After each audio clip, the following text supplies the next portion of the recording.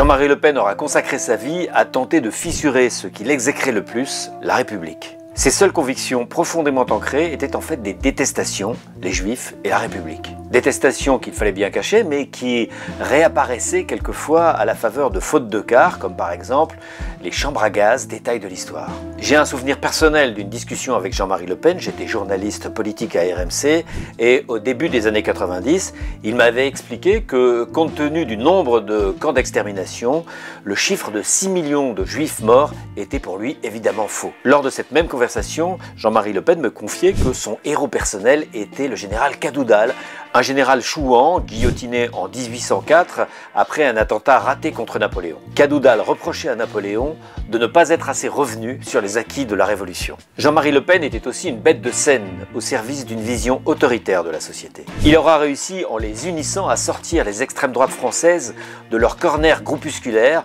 dans lequel elles étaient tenues depuis la Libération. Son grand succès politique finalement s'est manifesté en 2007 quand Nicolas Sarkozy, à rebours de la tradition gaulliste et républicaine, a créé un ministère de l'immigration et de l'identité.